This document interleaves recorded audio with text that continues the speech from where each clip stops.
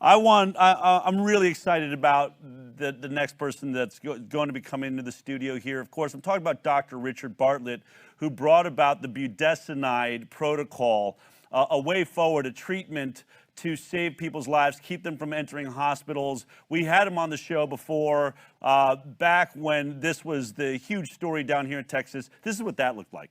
As an ER doctor, you're wanting to stabilize your patient. And so if they come in and they tell me, I can't breathe, I'm going to try to help them breathe. Right. COVID is an inflammatory lung disease. Budesonide is an anti-inflammatory medicine for the lung. It blocks the release of all the inflammatory chemicals that are released with COVID. It's a perfect overlay.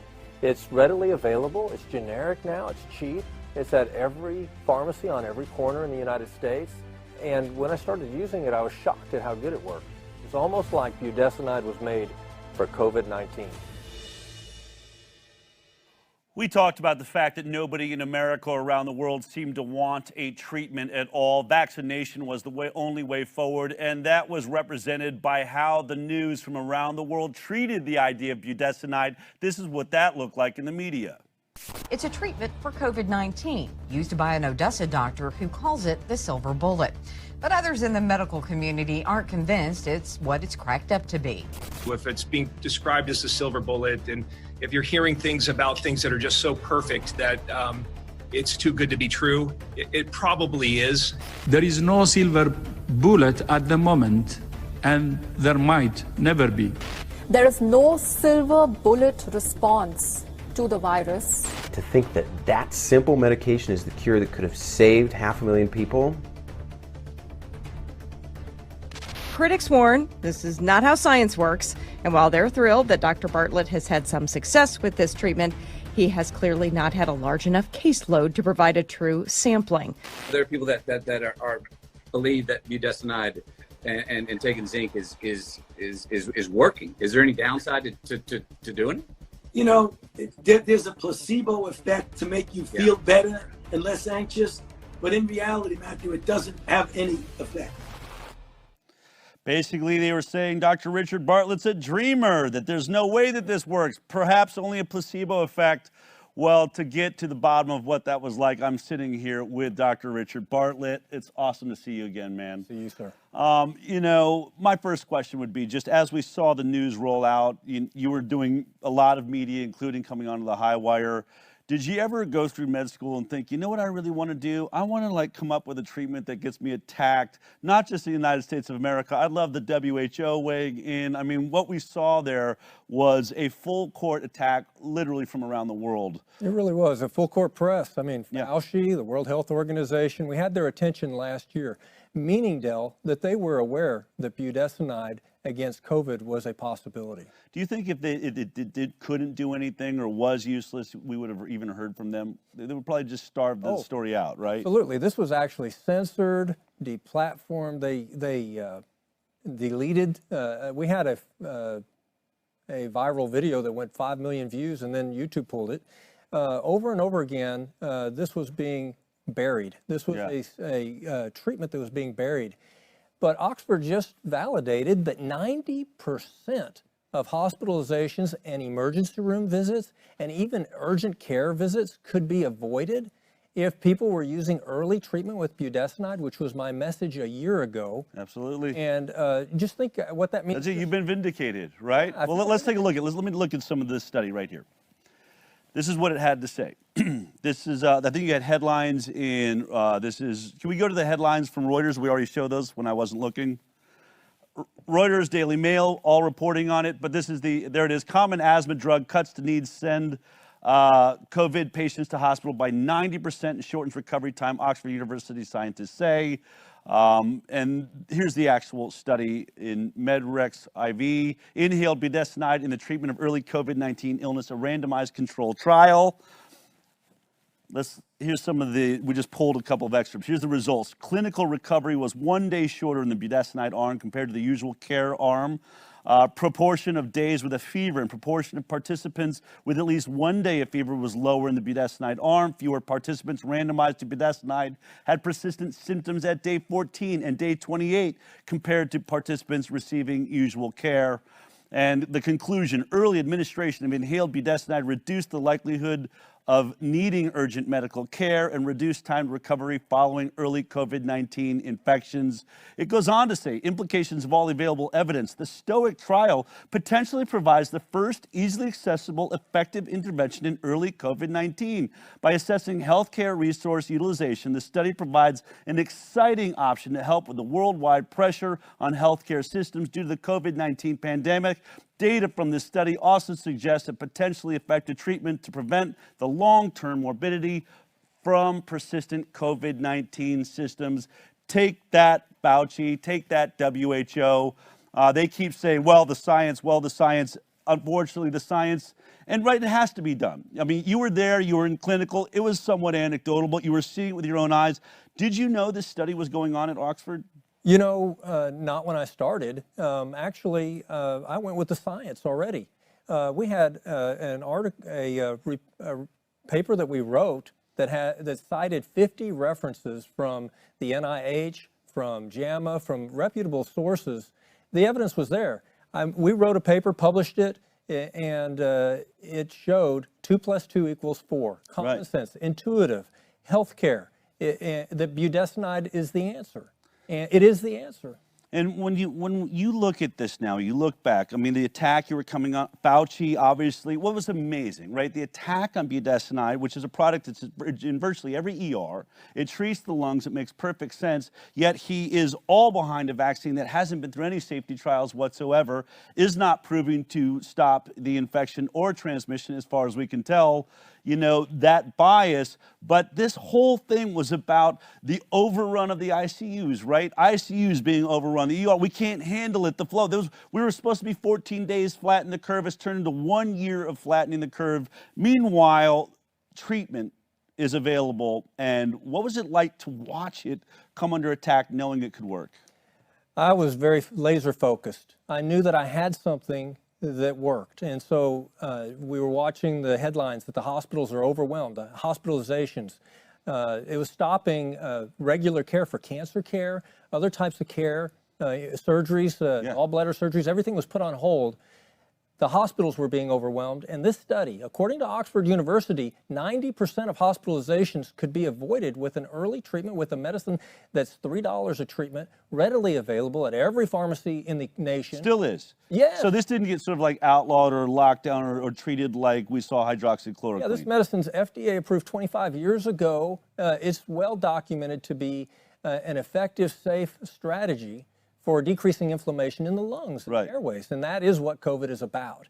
And so we put the science to the paper. We published a paper with 50 reference articles. The science was already there. Yeah. You know, just a couple of days ago, we celebrated Texas Independence Day. Right. And the governor of Texas announced that he's going to restore our freedoms to us in a week. There is no Oxford University randomized controlled trial proving 90% success with mask mandates and all the other things that have been forced on the people, removing the freedoms and causing destruction and death. You know, but this has been out there for a year. And you said you got laser focused. We have a great video that you took. Folks, this is Dr. Richard Bartlett reaching out to the office of Ted Cruz, trying to get someone inside the government to take a look at what he's proposing, what was working. This is just from inside, I think, your own home or your office. Take a look at this. It's an anti-inflammatory. COVID-19 is a disease of inflammation. It's given as a respiratory solution to a respiratory problem. We're having 100% recovery. That seems like that would be something that you'd be excited about.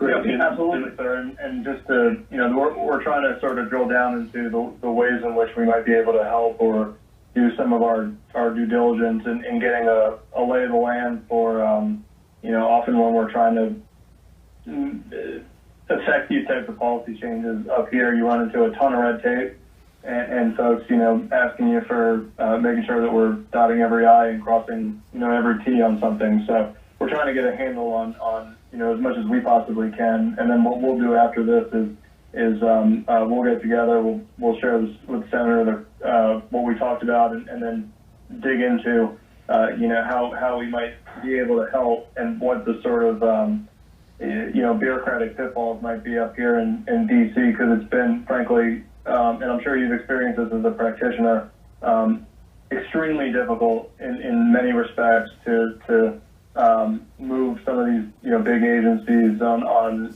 some of these creative and potentially very effective treatments, and any other sort of.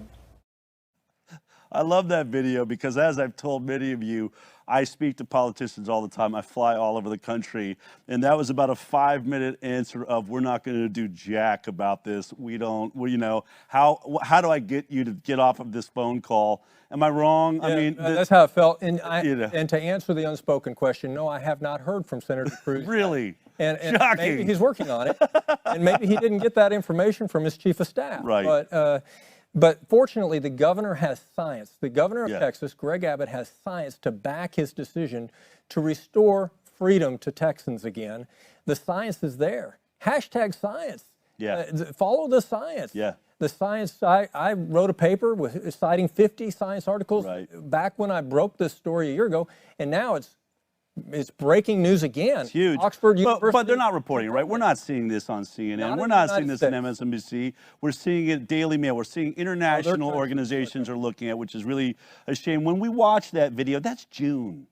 That's all the way back in June of 2020. When you look at this death rate and you think, had Ted Cruz or somebody, because he wasn't, I know we're not going to, I don't want to put it all on Ted Cruz or his office. You were talking to every politician that would listen. Nobody was going to do anything. Nobody was going to override Tony Fauci and the billions of dollars going into vaccination. We're now looking at 500,000 deaths they're claiming, which I think that's an exaggerated number. But when you look at that number, had someone listened, had the United States of America, had you gotten a meeting in there, at that time with Donald Trump, and maybe when they brought in Scott Atlas, had Tony Fauci said, you know what, this sounds really good, let's do this, where do you think the death rate would be right now? They're saying 500,000. Let's just go with their number. Okay. According to Oxford University, 90% of hospitalizations would have been avoided. Right. That's 450,000 American lives, 450,000 fathers, mothers, sons and daughters that died, according to their numbers, from COVID. They're not dying falling over in the kitchen. If someone gets sick in the United States, our healthcare system brings people to the hospital.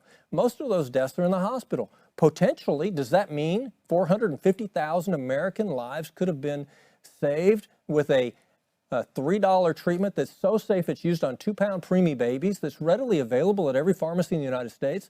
A story that went viral and was censored and squashed and buried and then targeted by Fauci with the interview with McConaughey, targeted by the World Health Organization, instead of promoting it and saving lives. And by the way, instead of just getting on the news, which if it's really science, you don't speak about something you don't know. How about the billions? Can you imagine if the billions of dollars that were sunk around the world into these experimental vaccines, what if we just took 1 billion of that and really focused it on treatments? Really said, hey, let's look at budesonide. Let's immediately start a budesonide trial here at the NIH. Let's start a hydroxychloroquine. Let's start an ivermectin trial.